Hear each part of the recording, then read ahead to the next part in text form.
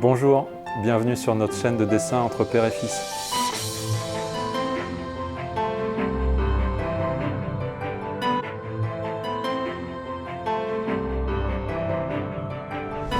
Aujourd'hui, je vais vous montrer l'illustration que j'ai réalisée à partir de ce dessin de mon fils Lunosuke. Il a dessiné cette espèce d'énorme génie avec ses épaules imposantes et à la place de ses mains, il a ses grandes vrilles. J'aime bien ce qu'il a fait au niveau du corps, en dessous là. Il n'a pas de jambes, mais une sorte de fumée. Donc ça fait vraiment comme une sorte de génie. Et ça m'a donné l'idée de faire revenir un personnage que j'avais dessiné précédemment, qui est la petite sorcière Cyclope, qui elle aussi avait ce genre d'effet sous son corps, cette fumée. La petite sorcière Cyclope avait par contre été dessinée par mon fils Itsuki. Donc là, ça va faire une belle combinaison de ces deux designs dessinés par mes deux fils. J'ai commencé mon travail par réaliser quelques croquis, quelques recherches. Je suis allé tout de suite à l'essentiel, j'ai pas eu trop d'hésitation. D'emblée, mon premier croquis, j'étais assez content.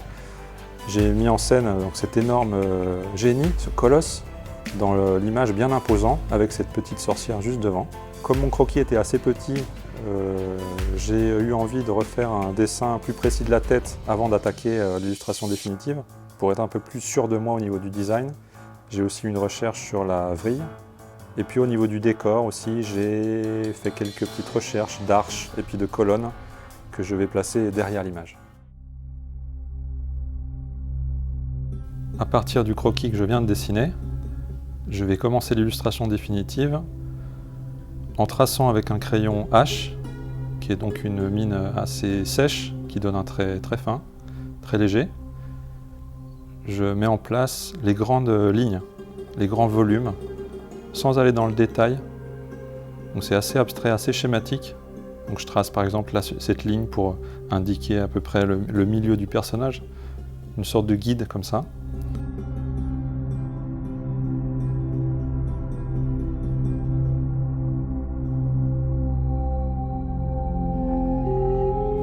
Donc le grand génie et puis la petite sorcière devant.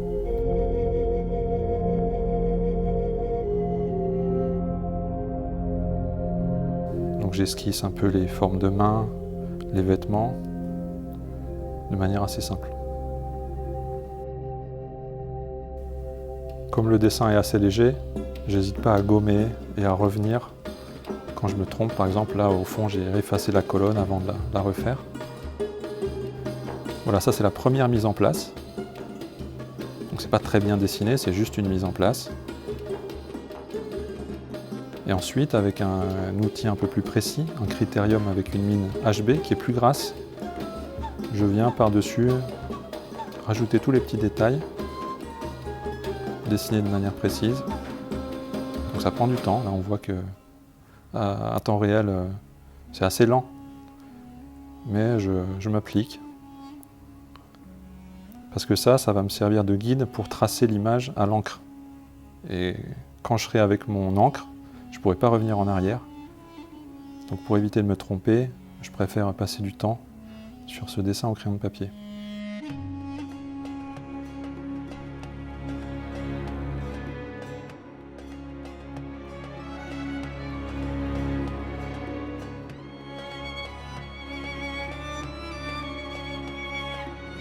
Donc pendant que je dessine, je garde toujours sous les yeux le petit croquis que j'avais fait au départ, qui me sert de guide de design, ça me sert de référence. Et pour la petite sorcière, là évidemment, sur le côté, à côté de moi, là, j'ai l'illustration que j'avais réalisée précédemment. Et je m'en sers, je m'y réfère pour bien redessiner tous les motifs, les détails de la même manière. Là, on voit que je dessine sur les bras tout un tas de motifs. Sur le dessin Lunosuke, ces motifs étaient plus géométriques, il y avait beaucoup plus de lignes droites. Mais j'ai choisi de les dessiner avec beaucoup plus de courbes, avec un style un peu arabisant, moyen-oriental, qui donne une ambiance un peu conte des mille et une nuits.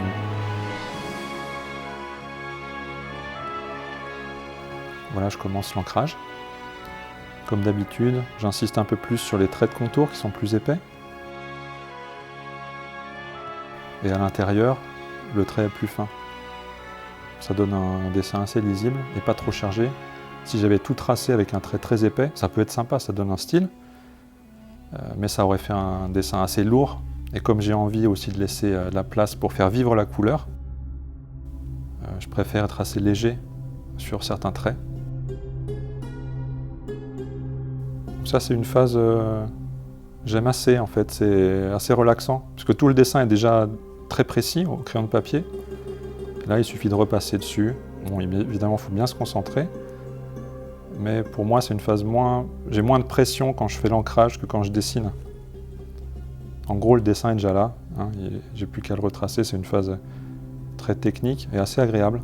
J'écoute de la musique en général quand je suis en train de faire ça. Et ça dépend du dessin, mais en général, ça va me prendre entre 1 heure et 2 heures. Là, je pense que ça a dû me prendre peut-être 1 heure et demie pour retracer ce dessin à l'encre.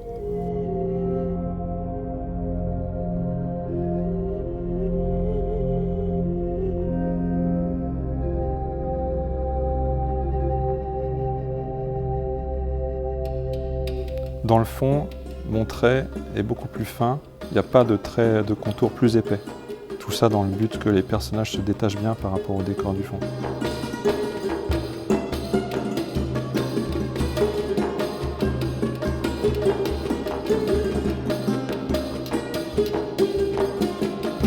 Je commence la mise en couleur à l'aquarelle par appliquer une couche sur tout le décor avec un léger dégradé jaune et bleu. Et par-dessus, je viens rajouter les couleurs des colonnes et toutes les décorations après en or, en laissant des zones plus claires, mais je n'aurai pas de highlight blanc, puisque j'ai déjà mis cette couche orangée. Et les highlights blancs, je me les réserve pour les personnages, ce qui fait que les personnages vont bien se détacher. J'ai pas de blanc dans le décor. Le décor reste moins contrasté. Et là, sur le personnage, au contraire, je vais laisser des highlights blancs. On va bien sentir le côté métallique et brillant. Et ça leur donnera un côté plus contrasté également. Donc entre les couleurs et le tracé noir, qui est plus épais autour, au final, les personnages devraient bien se détacher par rapport au décor.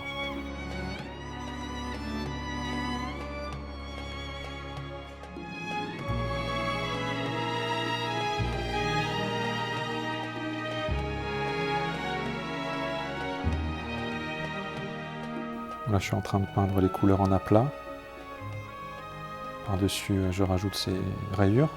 Et après, je vais encore ajouter une passe d'ombre, un niveau d'ombre par-dessus, que je n'ai pas filmé, mais c'est la même technique que ce que j'utilise d'habitude. Donc vous pouvez voir comment je fais sur les autres vidéos.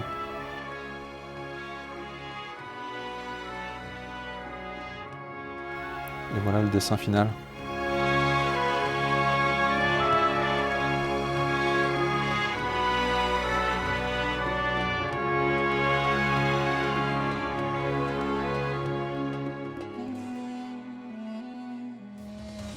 Une des choses dont je suis assez content sur le dessin final, c'est le visage du génie. La plupart du temps dans mes illustrations, j'essaie de donner un aspect beaucoup plus réaliste et plus détaillé par rapport au dessin de mes fils. Mais là, au contraire, j'ai souhaité rester très simple.